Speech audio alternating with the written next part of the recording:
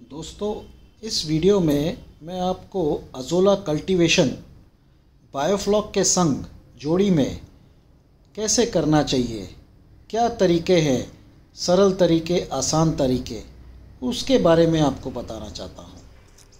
ये आप देख रहे हैं जो अपना बायोफ्लॉक टैंक है, इसका हम बनाते हैं ओवरफ्लो पाइप और ये इसका एग्जिट सेंट्रल ड्रेन। ये सेंट्रल ड्रेन से हम इसका बायोफ्लॉक का पानी या स्लज पूरा बाहर कर देते हैं, बार बार पीरियोडिकली बाहर करते हैं। इसी पानी को हम लेके जाएंगे और यूज़ करेंगे अपने अज़ोला टैंक के लिए। यही पानी जो एक मच्छी के लिए जो फ़िश टैंक में जो विष के जैसे होता है, वही पानी अज़ोला टैंक के लिए अमृत साबित होता है। पर एक ध्यान रखना है हमें कि जो पानी हम बायोफ्लॉक से लेंगे उसमें स्लज ना जाना पाए इस अज़ोला टैंक में। ये देख रहे हैं यहाँ से जो निकलेगा पानी वो एक गड्ढा 2 फुट बाय 2 फुट का गड्ढा है जो भरेगा, उसका ओवरफ्लो इस नाली से होते हुए ये अज़ोला टैंक में जा रहा है। खड्डे करने का एक ही फ़ायदा है कि उसमें पूरा जो स्लज आएगा, जो हैवी सॉलिड सस्पेंडेड जो सेटल डाउन हो सकता है सॉलिड, वो उसमें रुक जाएगा और साफ़ पानी आगे बायोफ्लॉक टैंक में चला जाएगा। अगर आपको और भी उसमें करना है तो फिर आप एक फ़ाइन जाली मैश उसके मुंह पे लगा सकते हैं ताकि वो फ्लॉक रुक जाए और सिर्फ पानी, साफ़ पानी ये टैंक में एंटर हो। इसका कारण ऐसा है कि जो ये फ्लॉक अगर इसमें आ गया तो अज़ोला की रूट्स पे जाके वो चिपक जाएगा और उसको सफोकेट कर देगा। ऑक्सीजन नहीं मिलेगी तो उसकी ग्रोथ ख़त्म हो जाएगी, स्लो हो जाएगी, मर भी सकता है। अगर ज़्यादा स्लज इसमें आके सेटल हो गया तो फिर ये पूरी तरह से अज़ोला कल्टीवेशन को अफेक्ट करेगा और पूरा स्लज ही इसमें आपको नज़र आएगा। तो ये ध्यान रखना है, जो पानी हमने यूज़ करना है अज़ोला कल्टीवेशन के लिए वो बायोफ्लॉक का लेना है, पर छना हुआ पानी, साफ़ पानी, वही पानी हमने इसमें यूज़ करना है। ये आप देख सकते हैं कि अगर हमने स्लज ये एहतियात नहीं रखा और स्लज पूरा एंटर हो गया तो फिर ये हालत हो जाएगी ये अज़ोला टैंक की। इस सूरत में इसमें पूरा सफाई करनी पड़ेगी, वो स्लज पूरा निकालना पड़ेगा, फिर से पानी भरना पड़ेगा और फिर से इसमें अज़ोला का पौधा छोड़ना पड़ेगा, तो जाके ये फिर से ठीक होगा। अच्छा, अज़ोला टैंक बनाने के लिए हमको खड्डा करना है 1.5 फुट।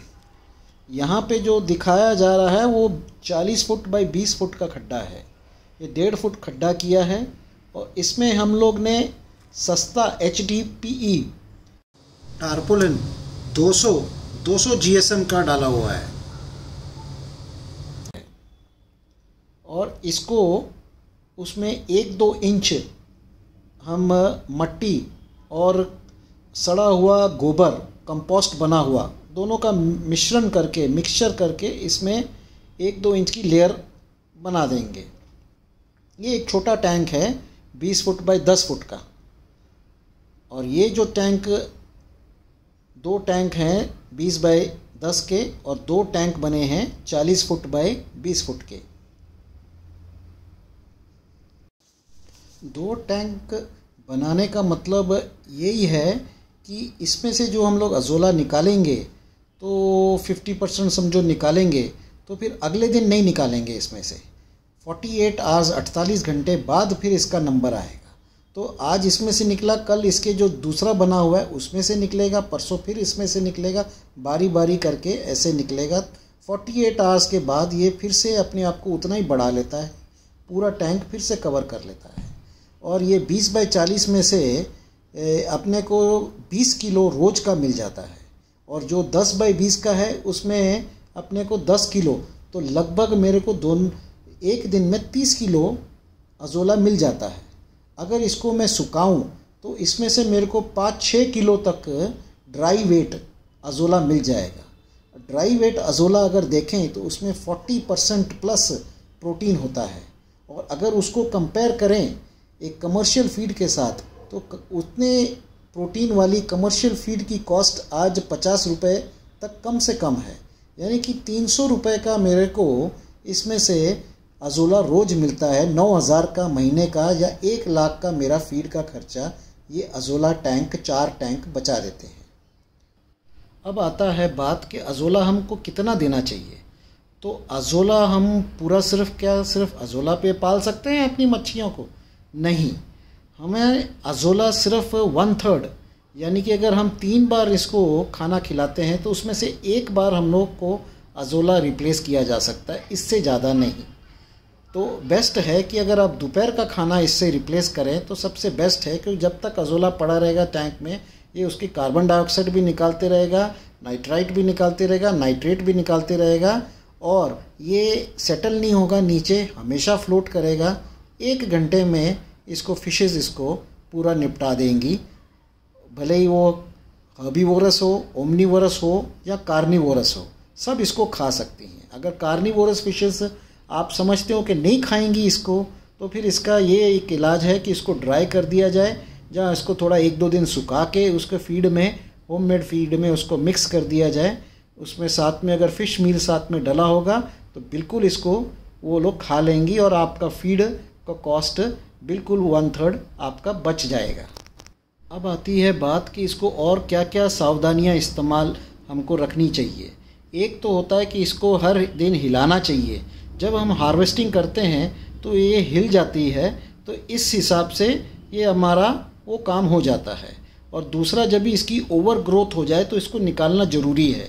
जैसे कि हम हार्वेस्टिंग हर 1 दिन छोड़ के करते रहेंगे तो ये दोनों क्रिया हम लोग की इसमें संपन्न हो जाती हैं, और इसका और कोई देखभाल, कोई इसमें खर्चा हमको बिल्कुल करना नहीं पड़ता। अब आता है कि इसको हम लोग खिलाएं कैसे फ़िशेस को। इसको जैसे हम लोग ने निकाला, हम लोग इसको वैसे ही उठा के फ़िश टैंक में डाल सकते हैं। अगर आप पूछो तो इसको फिर पैथोजेंस का डर नहीं है, मैं कहूँगा नहीं है। क्यों? क्योंकि जो पानी हम लोग यूज़ कर रहे हैं वो बायोफ्लॉक का ही पानी यूज़ कर रहे हैं। दोनों टैंक में लगभग वही पानी है, और ये हम लोग का जो फ्रेंडली बैक्टीरिया है ये पैथोजेंस को दूर रखता है।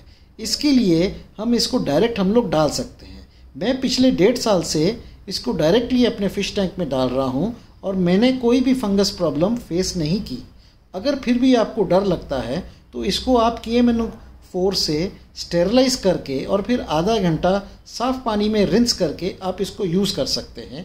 जब बेटर स्टिल आप इसको सुखा दें 1 आधे दिन के लिए, 2 दिन के लिए, फिर इसको फीड में कुक कर लें। जहाँ इसको अगर आपको ज़्यादा स्टोर करना है तो आप इसको सुखा के स्टोर कर दीजिए। स्टोर करने में फंगस लग सकता है तो फिर उसका कुकिंग करना ज़रूरी हो जाता है।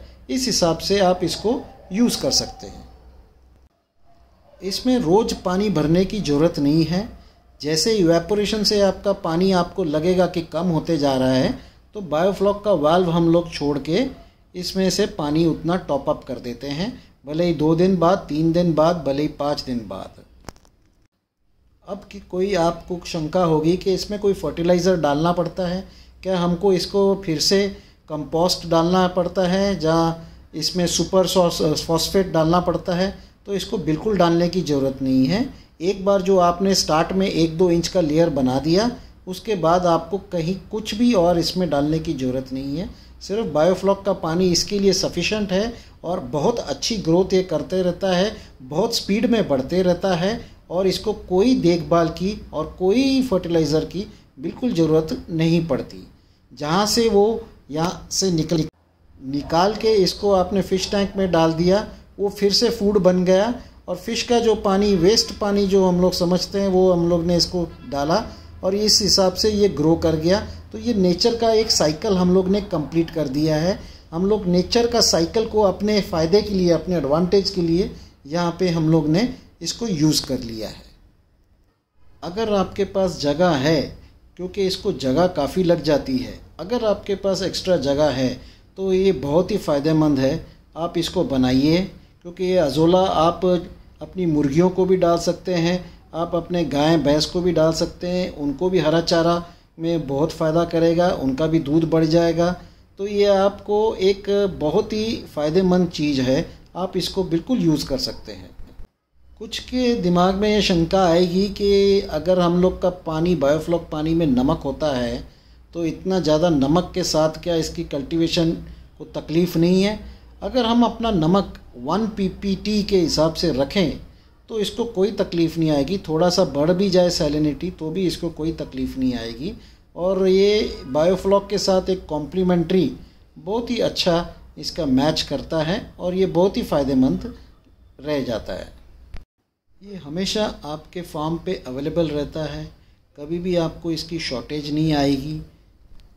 और यहाँ तक कि कभी भी आपको लगे कि आपका पानी बहुत डेंस हो रहा है तो आप उस दिन सिर्फ अगर आप अज़ोला ही डालें, जबकि जैसे कोई एक दिन आप फास्टिंग कराते हैं, उपवास कराते हैं फ़िशेस को, तो अगर उस दिन आप सिर्फ अज़ोला ही डालें तो आप देखेंगे कि आपकी पानी की क्वालिटी बिल्कुल इम्प्रूव हुई है एक दिन से। और इस तरह ये काफ़ी मदद कर देता है। कभी कभी तो अगर कुछ बच जाए अज़ोला तो आप देखेंगे कि टैंक में अगर आपका फ्लॉक एक्सेस है तो फ्लॉक इस पे जड़ों पे आके चिपक जाता है। तो उस सूरत में अगर आप इसको निकाल दें तो आपका वो एक्सेस फ्लॉक को फ़िल्टर भी कर देता है। और ये जो आपने निकाला हुआ इसको सुखा दें और इसको फिर से अपने फीड में आप यूज़ कर सकते हैं। इस तरह आपका ये दोनों तरफ से फ़ायदा कर देता है। ये आप देख लें उन्होंने जो निकाला हुआ है अब ये सब में डाल रहे हैं। ये इस टैंक में पंगास है, पीछे वाले टैंकों में कॉमन कार्प है, तेलपिया है, सब इसको खा लेंगे। लगभग 1 घंटे में ये ख़त्म हो जाती है। हाँ, अगर बचपन से ही इसकी आदत अगर पड़ी हो तो फ़िशेस को तो ये बहुत अच्छे से और झटपट इसको ख़त्म करती हैं। इसमें अगर मैं कोई डिसएडवांटेज देखता हूँ बस यही है कि इसको जगह काफ़ी आपको डिवोट करनी पड़ती है और इसमें कोई इसका डिसएडवांटेज नहीं है, सिर्फ एडवांटेजेस ही हैं स्टार्ट से लेके एंड तक। इस वीडियो में आपने देखा होगा कि हमने थोड़ा अज़ोला टैंकों में डाला है और थोड़ा हमने ड्राई भी किया है। क्योंकि ये वीडियो सर्दियों के महीने में शूट हुआ है तो उस टाइम पे ये फ़िशेस का फीड रिड्यूस्ड है तो पूरा अज़ोला ये कंज्यूम नहीं कर रही हैं, इसलिए हमने इसको थोड़ा इनको डाला है और जो एक्स्ट्रा है वो हमने सुखा लिया है।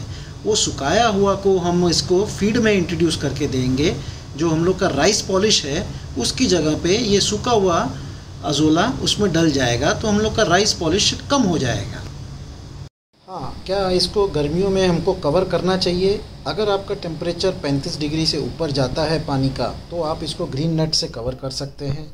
और बारिशों में अगर आपकी बारिश बहुत तेज़ आती है तो सिर्फ इसको अगर ऊपर से आपने ग्रीन नेट में कर दिया पर साइड से आपको प्लास्टिक लगाना पड़ेगा। साइड से बारिश ज़ोर से आती है और ऊपर से सिर्फ ग्रीन नेट से इसका काम चल जाएगा ताकि जो बारिश ऊपर से आएगी वो फाइन मिस्ट फुहारे की तरह आएगी, वो चल जाएगा। आशा करता हूँ इस वीडियो में मैंने आपको इसकी कल्टीवेशन के बारे में काफ़ी कुछ जानकारी जो आपके फ़ायदे की होगी बताई है और इससे आप ज़रूर लाभ ले पाएंगे। Thank you. ये वीडियो देखने के लिए आपका बहुत बहुत धन्यवाद।